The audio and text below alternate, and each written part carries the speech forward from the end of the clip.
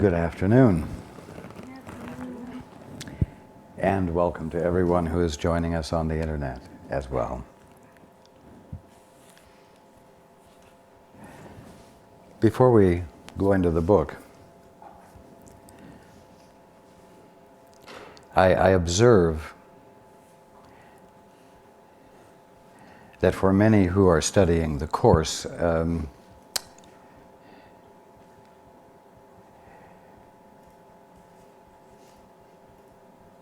there is not a lot of pleasure, a lot of joy being experienced as a result of their study of the course.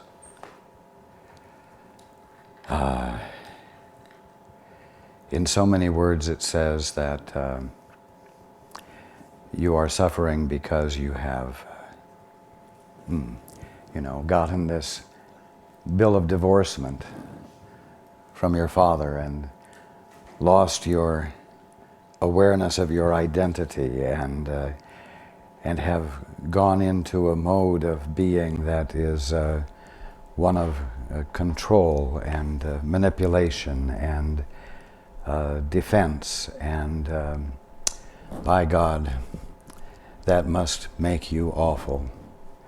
And you had better be constantly looking into what's wrong with you so that you might let go of what's wrong with you. I've said that you are all Christ's, behaving as though you're not the Christ, and believing your behavior. Now, one could look at that negatively. But don't forget that I said you're all Christ's. That's the truth. Right now, you are what the Father is expressing of Himself right where you are. No matter what you have believed, the truth about you has remained the truth. Now, how often have you heard me say, go within and ask of the Holy Spirit what's wrong with you?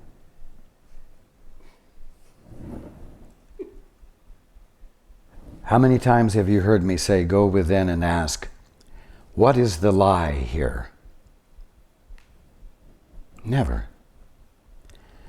The question is, what is the truth here? What is the truth there? What is the truth about the leaf? What is the truth about the glass top table? What's the truth about the tree outside? What's the truth about my brother? What's the truth about me? It's exactly the opposite of some internal witch hunt where you're uncovering your errors and your flaws and everything that's wrong with you.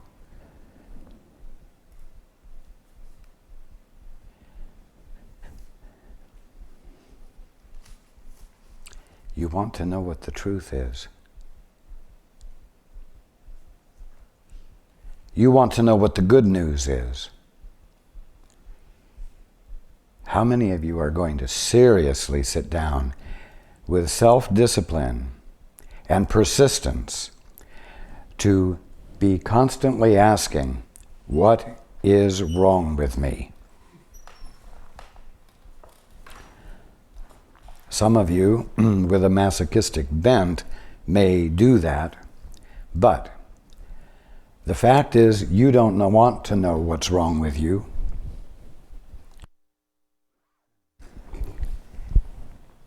You don't want to know what's wrong with you, and so you will not really listen for an answer, because the answer will convict you.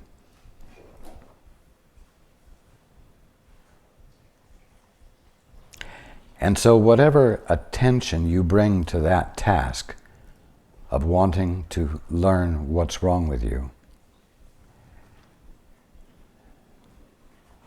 will be half-hearted, or you will supply resistance.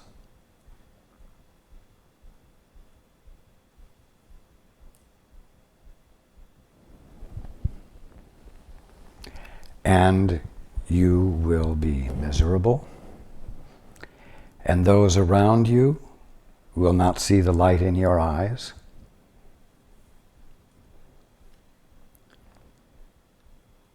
And if they learn from you that your serious state is a result of your studying A Course in Miracles, they will likely not pick the course up. If it's going to turn someone who had been a relatively cheerful person into a serious and somber, obviously unhappy individual.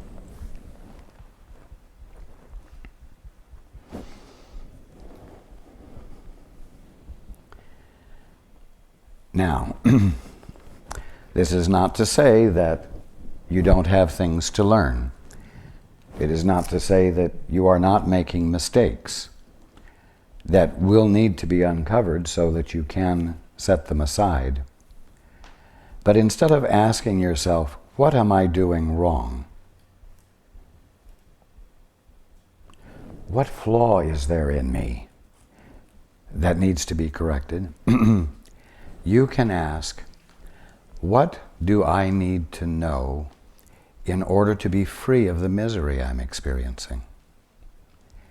What is the light-filled answer, the joy-filled answer, the resolving answer to the problem I'm experiencing? You know, people can stand around and say, well, you're creating the problem for yourself, you know. You are creating the problem for yourself. You are the culprit.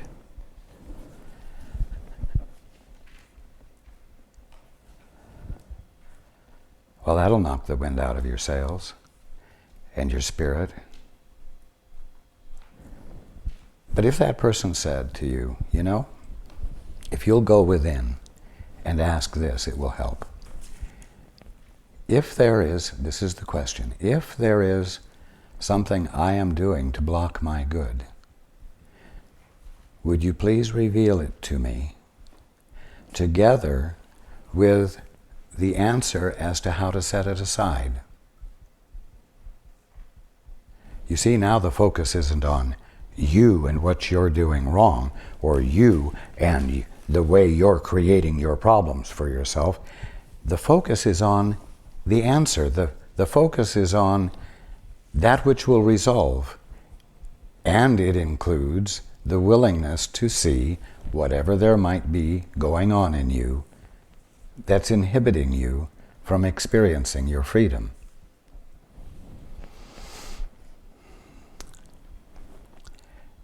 There needs to be less finger pointing at you and you and you and you and other people, and more finger pointing toward the truth that will set you free.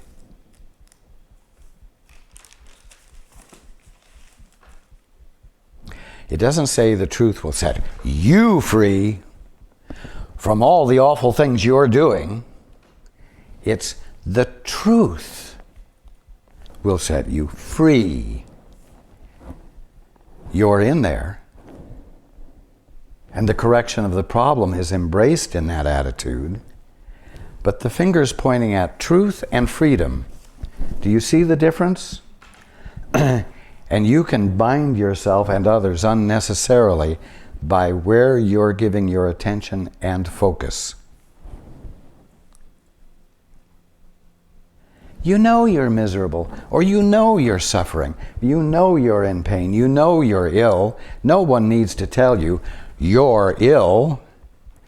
Everyone needs to tell you you may be old, but you don't need to be. It's an illegitimate imposition upon you. and you deserve to be experiencing freedom from it. Let's give our attention to gaining the freedom.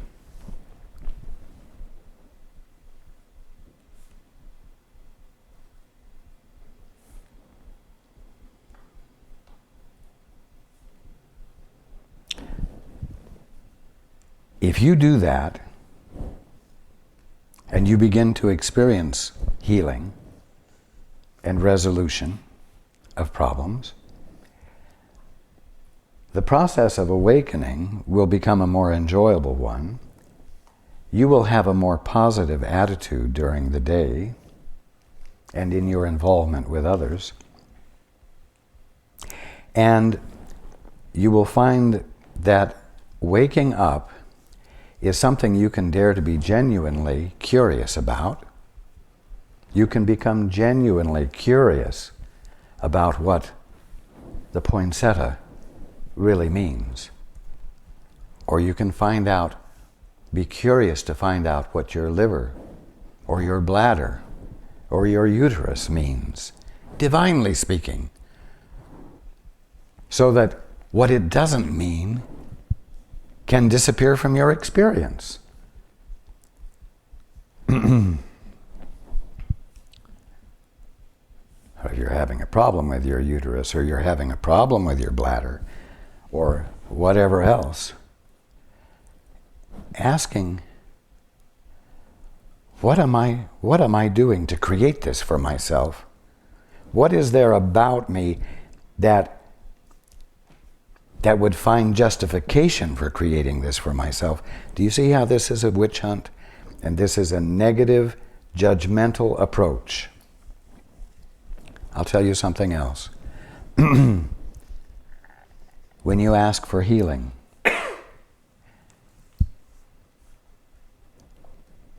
turn the need for healing over to the Holy Spirit,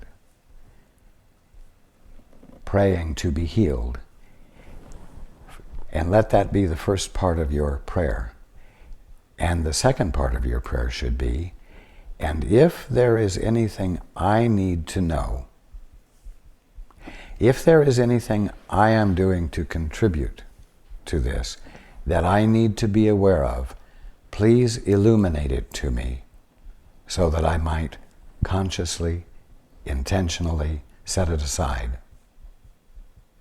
But don't assume that the correction of every problem calls for a conscious correction of you or of your thinking.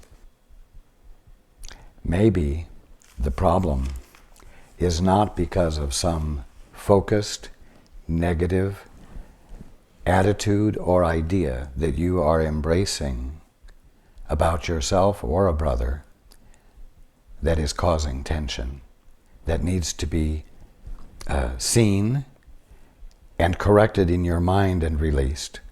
Sometimes it's just fear,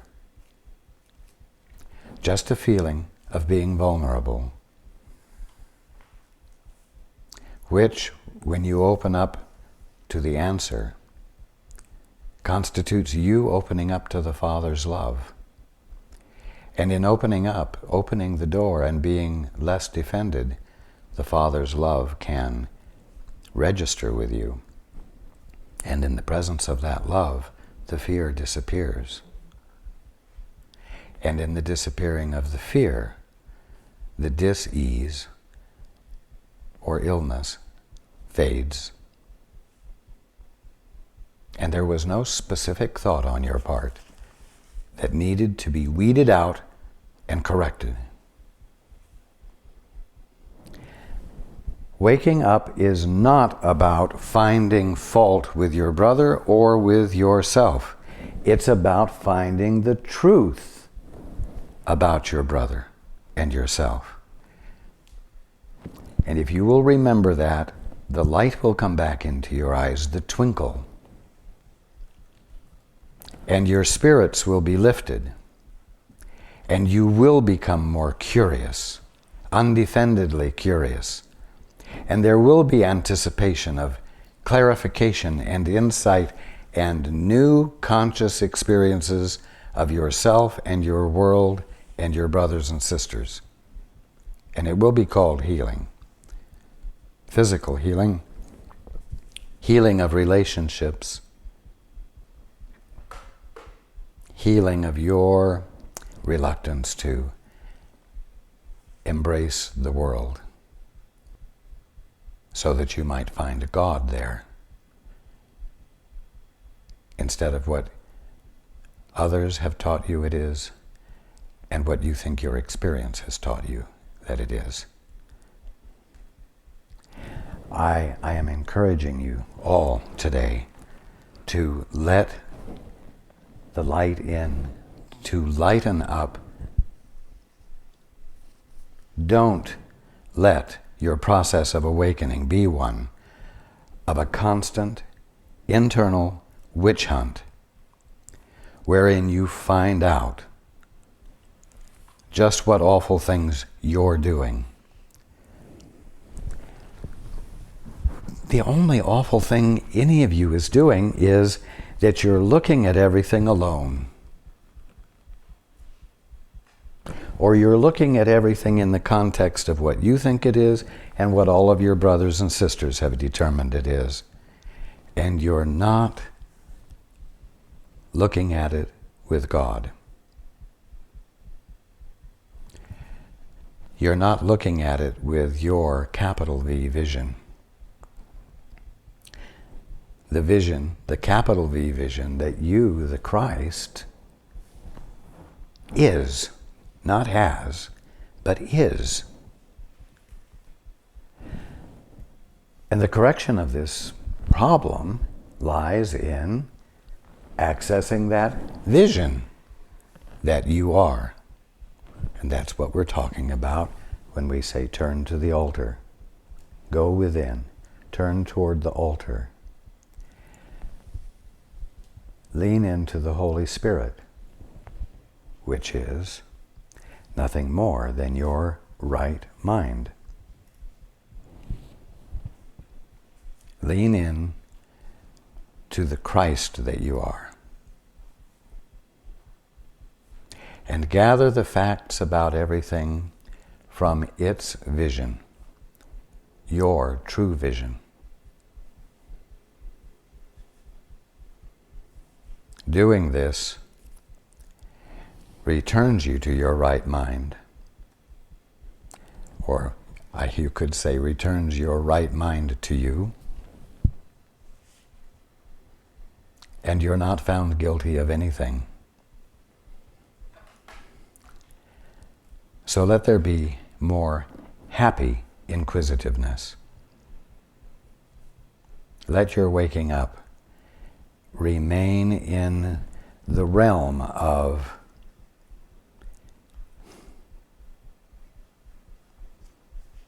the good news,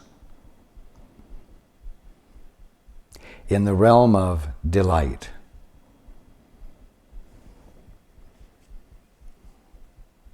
in the realm of innocence to be uncovered in you, not guilt.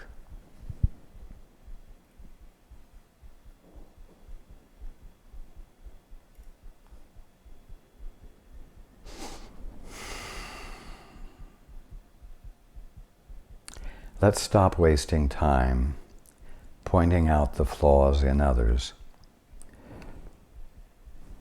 on the premise that that's the practice of love. And that's the means by which healing can occur.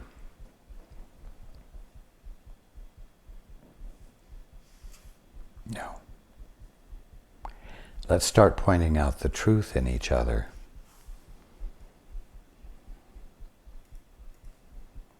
In a manner that makes others feel safe enough to abandon their fear,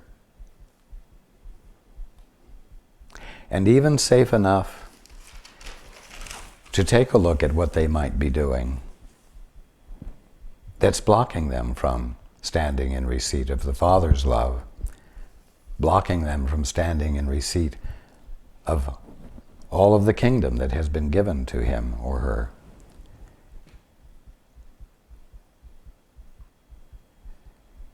And if there's an uncovering of a flaw, let it arise from the Holy Spirit. Because not only will the motive be love, it will find expression in a manner that is disarming to the ego, which is already standing on guard in defense of itself. If you see someone on a trek, going from one place to another, and you can see that there is a pitfall ahead of them that they can't see, you can yell at them, "Don't go there," in a commanding, authoritative way, because you can see the truth that there's a pitfall ahead and you don't want them to fall into it. You can even say, "Don't be insane and continue in that direction," and thereby call that one's integrity into question when all they're doing is just putting one foot in front of the other, not bothering anybody. Or you can say, "Don't go that way because about 15 feet ahead of you and around to the left, there's a pitfall. It would be better for you to go to the right and then go forward about 100 feet and then continue on your way. Have a good time." You see?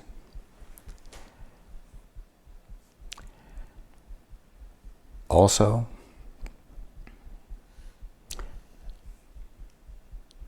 don't use yourself as the butt of judgment. "You're really stupid." Or it would come as, "Boy, am I ever stupid. I probably shouldn't start out on this trek at all because I'm bound to run into pitfalls and there won't be anybody there to tell me to watch out. No need for me to borrow trouble. I'll just stay home. The cards are stacked against me. My mindsets are stupid. Nothing ever works for me. What's the use? I'll stay home and watch HBO."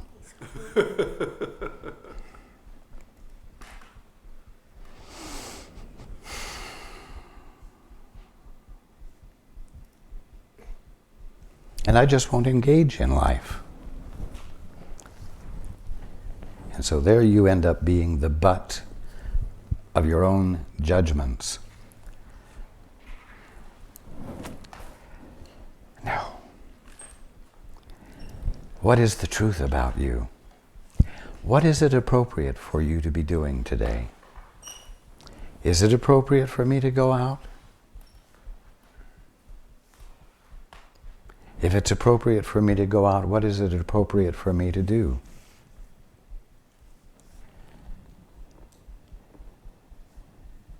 In other words, what is it appropriate for me to do that will uncover to me the birthright, my birthright,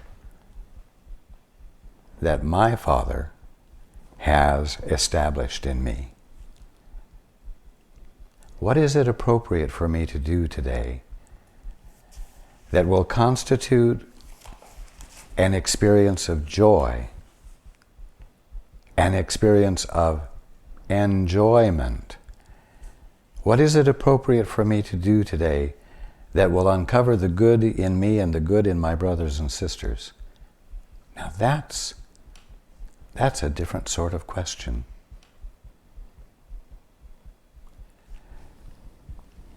And to sum it up, you could put it this way. I intellectually understand that I am the Christ, that I am the absolutely perfect expression of God, that God is expressing at this very instant. I understand this intellectually, even though I do not have the experience of it. And based on that idea, which I hope is the truth, I want to know, what should I do today? Where should I go? So that this birthright of mine as the Christ will be more fully present and available to me to experience.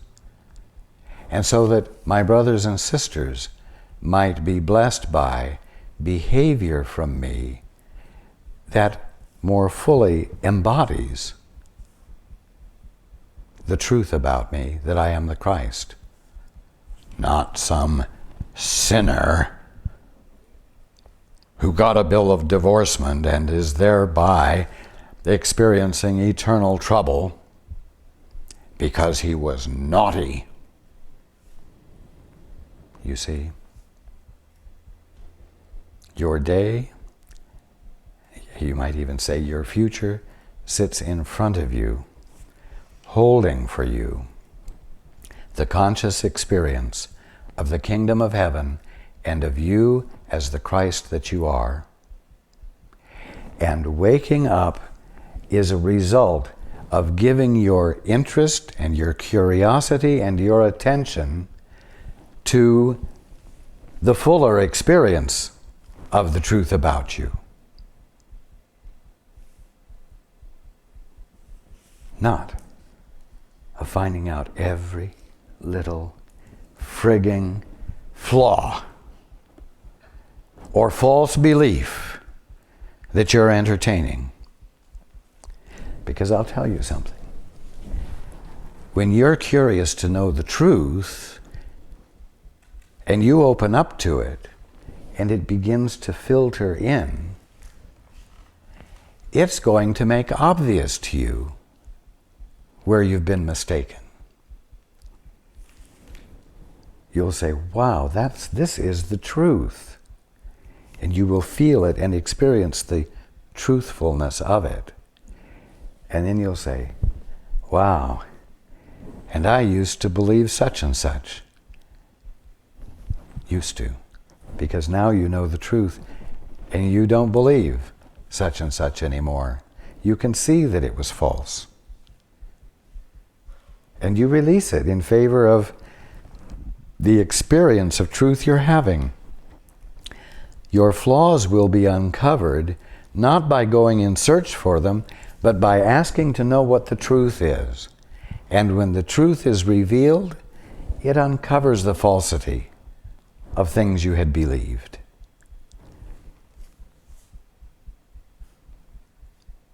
And your release and the apparent loss of those falsities will be a non-event in the face of the truth that you now feel and know